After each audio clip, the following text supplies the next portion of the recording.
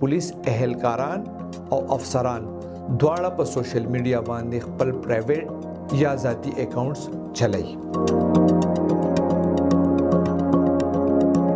Police staff बा हेस WhatsApp group न जोड़ाई. द पुलिस अंदरूनी निज़ाम द डिसिप्लिन या द कंप्लायंस बारा के दग मौजूदा नोटिफिकेशन यो काफ़ी सबूत थे. द यो जज ज़ाती रिमार्क्स या से इंस्ट्रक्शन ला द हाई कोर्ट फैसले दर्जा वर्कोल हम अजीब खबर आता. बिस्मिल्लाहिर्रहमानिर्रहीम. अस्सलाम वालेकुम. ज़ईम कैसर खान और तासो गोरे क्राइम कहानी. ग्रानो कतुन को द खैबर पुख्तनख्वा पुलिस द आला तरीन इंतज़ामी कारकर्दगी जोर यो ज़ल ब्याह कार शवे थे. उसने कारनामा द सोशल मीडिया द इस्तेमाल पर हवाला दा चे अतम ज़ल पे द पाबंदे एलामिया जारी करे शवे था. द गज़ल लगे तब्दीली दादा چې دغه نوټیفیکیشن باندې نوم د پولیس سوشل میډیا پالیسی ایښی دی.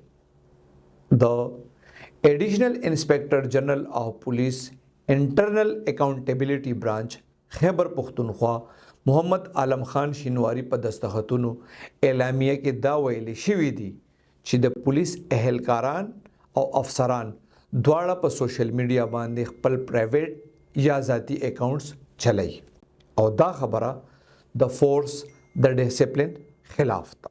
بل دا چې په دغه عمل د پولیس خپل سکیورټي هم خطر کې شي.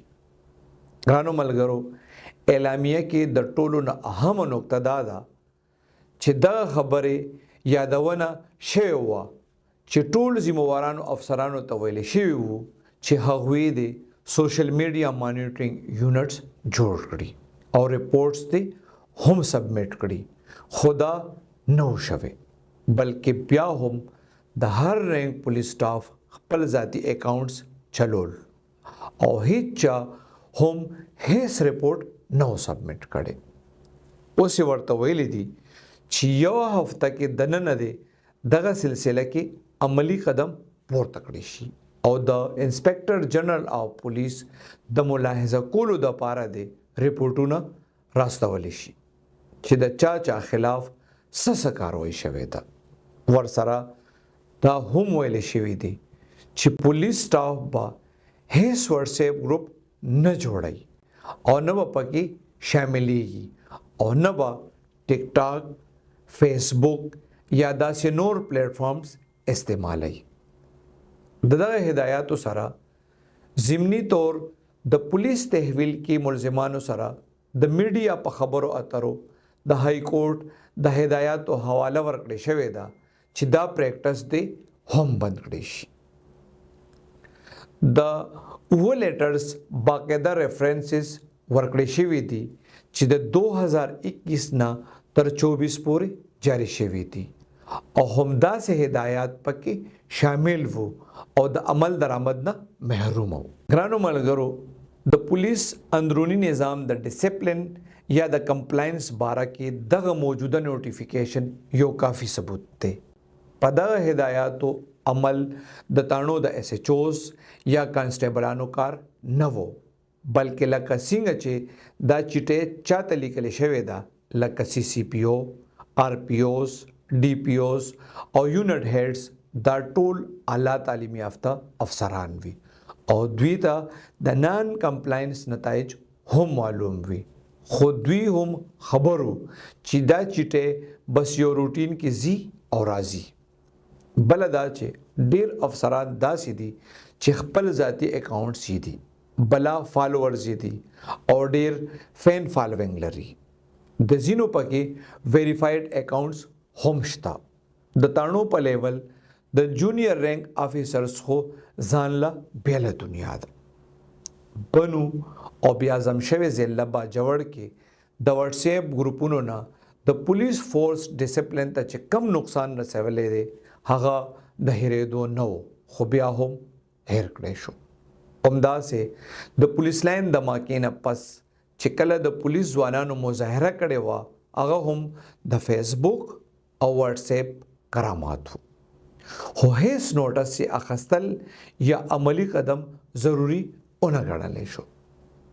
دې کې هیڅ شک نشته چې دغه شیز پولیس فورس لا څه ګټه نه ده ورکړې، خو د امپلیمنټیشن ذمہوارانو ته چېرې هم چا څه نه دي ویلې. او ولې ورته ووایي دلته په پولیس ایکټ باندې څه عمل درآمد نه کیږي، نه خو انول پولیس پلان آئی جی پی صاحب ورکوي، نه ډي پی اوز ډسټرکټ پولیس پلان جوړوي، نه هغه پبلک سیفټي کمیشن چرته فعال ښکاري، نه د پولیس هغه محتسب چا وپېژند. تاڼو کې د سب انسپیکټرانو په ځای کانسټیبلان هم د ایس ایچ اوز فرایض ترسره کړي دي او باقاعده اډرونه شوي دي.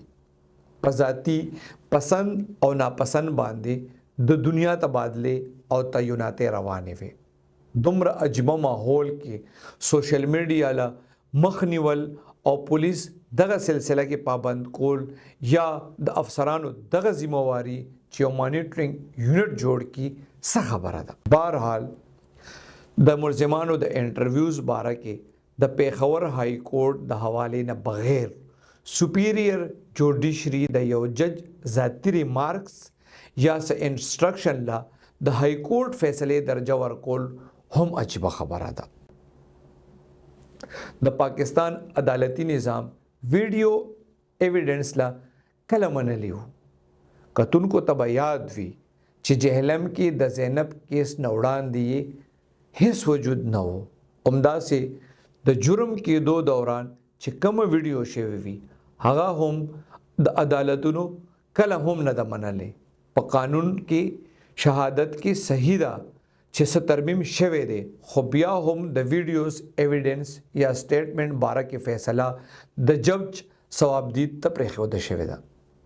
بله دا چې د احتساب عدالت جج ارشد ملک کیس کې د سپریم کورټ فیصله شته چې یو خو چې د چا ویډیو وي هغه به ښه ښکاره وي، یعنی اوس چې د چا مخ پټ وي نو سپریم کورټ یې هم به طور ایویډنس منلو ته تیار نه وي.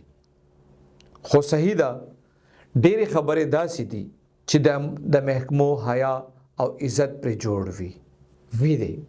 خو دغه فیصله چې د ارشد ملک کیس کې شوې ده دا د سپریم کورټ اډر دی. د سپریم کورټ پخوانی چیف جسټس آصف سعید کوسا په مشرۍ کې 3 رکنی بینچ دا یو اډیو یا ویډیو ایویډنس د قابل اعتبار کېدو دپاره